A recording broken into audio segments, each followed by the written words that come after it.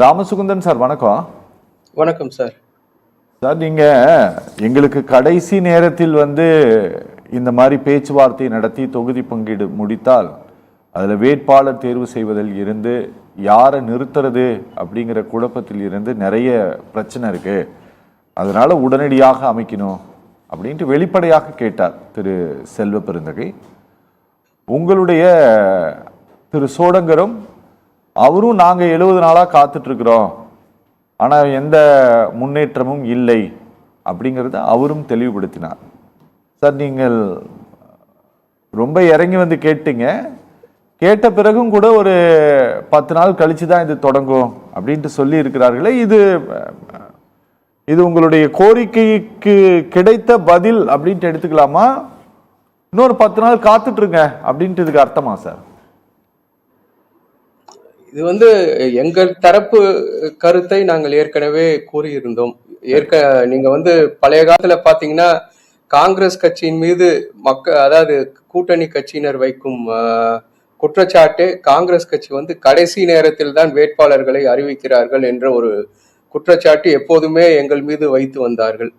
இதையெல்லாம் தீர்க்கும் வகையில் தான் காங்கிரஸ் கட்சி சமீப காலங்களில் வேட்பாளர்களை தேர்தல் அறிவிப்பதற்கு முன்பே அல்லது சஃபிஷியன்ட் டைம் கொடுத்து அவர்களை தேர்வு செய்து களத்தில் இறங்கி தேர்தல் பணி செய்வதற்கு ஆயத்தமாவதற்கு கொஞ்சம் நேரம் வேண்டும் என்பதற்காக தான் இந்த குழுவை அமைத்து முன்பே பேசிவிட்டால் நமக்கு நன்றாக இருக்கும் என்ற ஒரு எண்ணத்தில் இந்த குழு அமைக்கப்பட்டது. ஆனால் ஒவ்வொரு கட்சிக்கும் ஒவ்வொரு ஸ்டைல் ஆஃப் ஃபங்க்ஷனிங் இருக்கும். ஆகவே இது ஒன்றும் பெரிய விஷயமா தெரியல. இது காங்கிரஸ் கட்சி எங்களுடைய நிலையை கூறியிருக்கிறோம். கூட்டணி கட்சியான திமுக அவர்களுடைய இந்த நேரத்தில் இருந்துதான் நாம் பேச முடியும் என்று கூறியிருக்கிறார்கள்.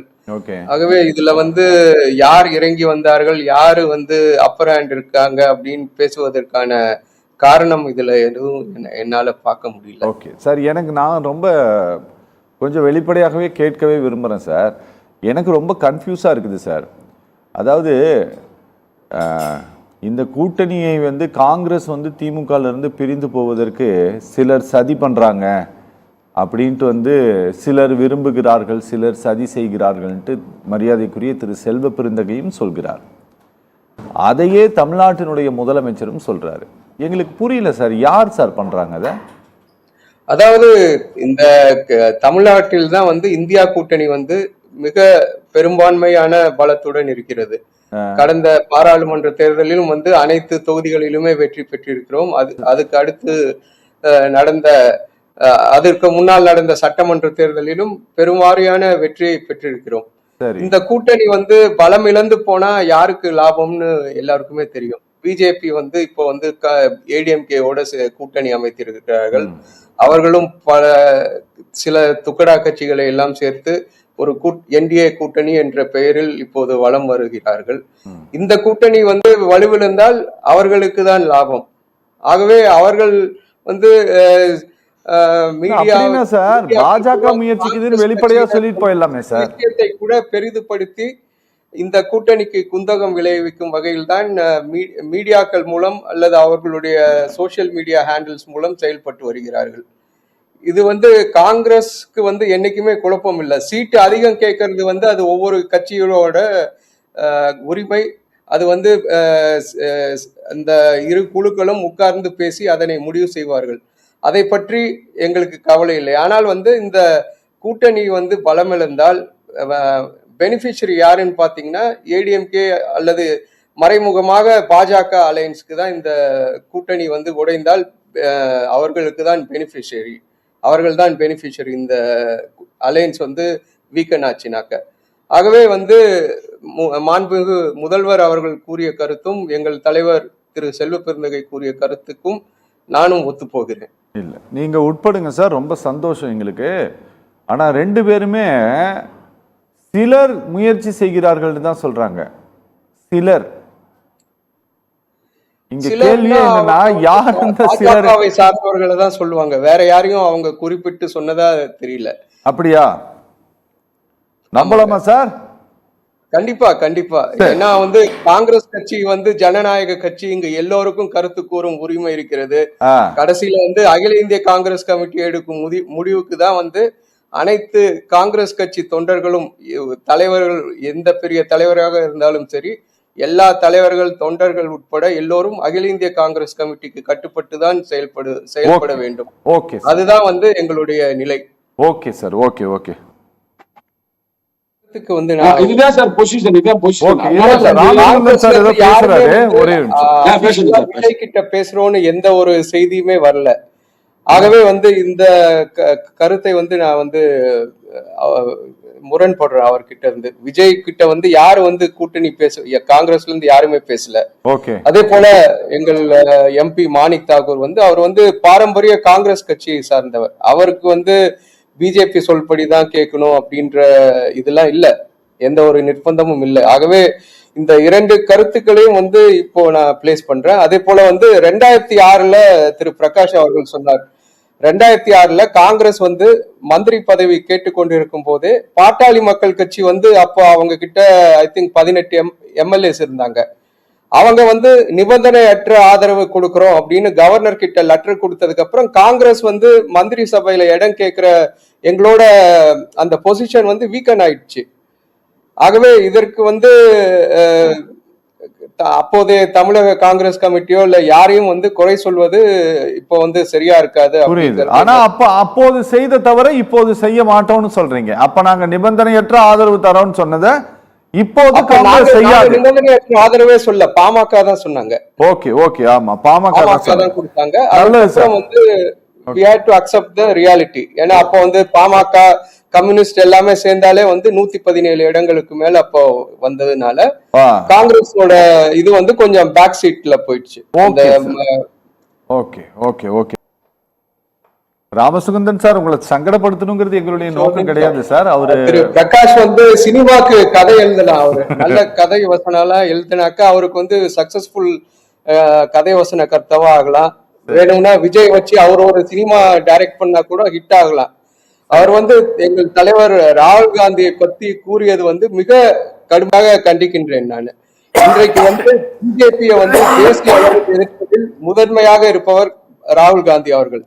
இன்றைக்கும் கூட பார்லிமெண்ட்ல வந்து அவர் பேசிய பேச்சுக்கு பாஜகவால் பதில் சொல்ல முடியவில்லை.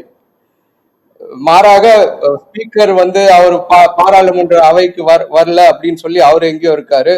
பிரதமர் வந்து வந்துட்டு ஓடி போறாரு. ஆகவே இந்த பாஜக எதிர்ப்பு என்பதில் வந்து காங்கிரசுக்கும் திமுகவிற்கும் ஒத்த கருத்து இருக்கு. இது போன்ற பத்திரிகையாளர்கள் தான் வந்து இவர்கள் வந்து காங்கிரஸ் கட்சி என்ன இருக்கு, காலி பெருங்காய டப்பா அப்படின்னு சொன்னாக்க காங்கிரசுக்கும் வந்து தமிழ்நாட்டில் வந்து ஓட்டு சதவீதம் இருக்கிறது. அதை வந்து இவர்களால் மறுக்க முடியுமா சொல்லுங்க?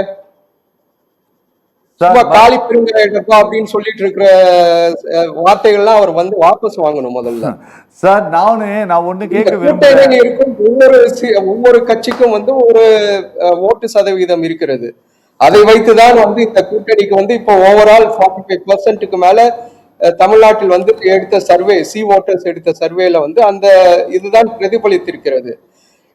நாங்கள் வந்து இந்த கூட்டணியில வந்து எந்த கட்சியும் வந்து தாழ்ந்தோ அல்லது உயர்த்தியோ பேசவில்லை. அனைவரும் சமமாக இந்த பிஜேபி எதிர்ப்பில் வந்து ஒத்த கருத்துடன் தான் இருக்கிறோம். ராமசுகந்தன் சார், குறிப்பிட்ட நபர்கள் வந்து எங்கள் தலைவரை வந்து கீழ்த்தரமாக பேசுவதெல்லாம் ஒத்துக்கொள்ள முடியாது. ராமசுகந்தன் சார், எனக்கு ஒரு விஷயம் சொல்லுங்க. அதாவது இங்க ஒரு கொல்யூஷன் கவர்மெண்ட் தேவை, அதுல காங்கிரஸ் இடம் பெறணும் அப்படின்ட்டு விரும்புவது தவறல்ல. அந்த கோரிக்கையை நீங்க ரொம்ப நாளா நீங்க சொல்லிட்டு இருக்கக்கூடிய ஒன்றுதான். ஆனா அதற்கான தருணத்தை உருவாக்கக்கூடிய தேர்தல் இந்த 2026 காங்கிரஸில் பெரும்பாலானவர்கள் நம்புகிறார்களா சார்? அதாவது வந்து இப்போ கூட்டணி ஆட்சி வேண்டும், அதிகாரத்தில் பங்கு வேண்டும் என்பது வந்து காங்கிரஸ் கட்சியின் பல காலமாக ஒரு தேர்தலிலும் தொண்டர்கள் வைக்கின்ற கோரிக்கை. ஆனால் வந்து கடைசியில வந்து அகில இந்திய காங்கிரஸ் கமிட்டி முடிவு செய்வதை தான் எல்லோரும் அந்த டெசிஷனுக்கு ஒத்து போய் தான் எல்லோரும் பணியாற்றி கொண்டிருக்கிறார்கள்.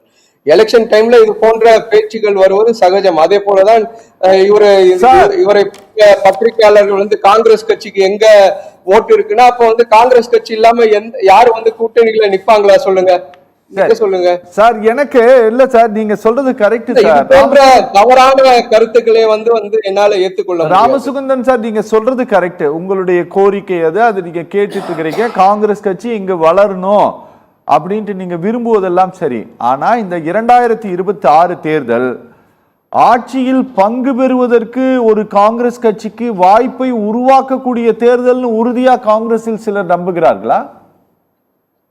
அது வந்து எலெக்ஷன் ரிசல்ட் வந்ததுக்கு அப்புறம் இததான் மாணிக்கம் வந்து இப்போதைக்கு வந்து பேசுவது வந்து சரியாக இருக்காது. அது என்னோட தனிப்பட்ட கருத்து.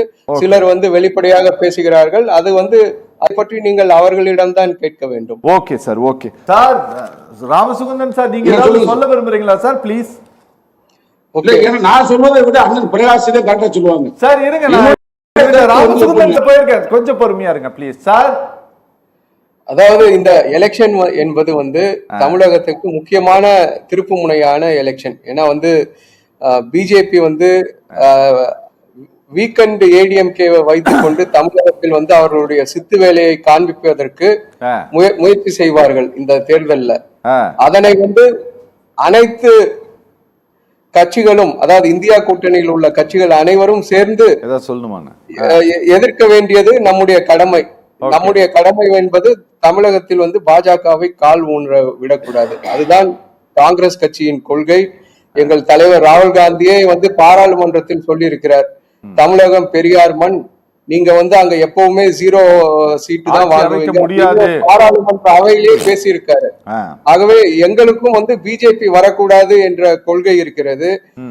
அதே போல வந்து சில இங்க இருக்கிற திரு பிரகாஷ் போன்ற பத்திரிகையாளர்கள் வந்து அனுகூல சத்துருக்களாக திமுகவுக்கு இருக்கிறார்கள்.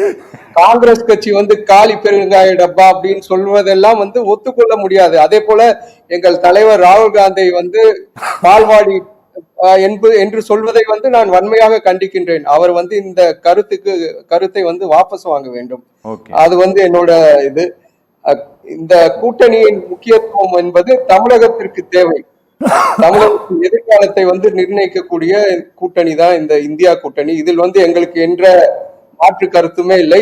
வேறு எந்த கட்சியுடனும் காங்கிரஸ் கட்சி பேசவில்லை என்பதை வந்து ஆன் ரெக்கார்ட் வந்து நான் சொல்ல கடமைப்பட்டு இருக்கிறேன். சில இண்டிவிஜுவல்ஸ் வந்து வேணா போய் பார்த்திருக்கலாம், மத்தவங்களை பார்த்திருக்கலாம்.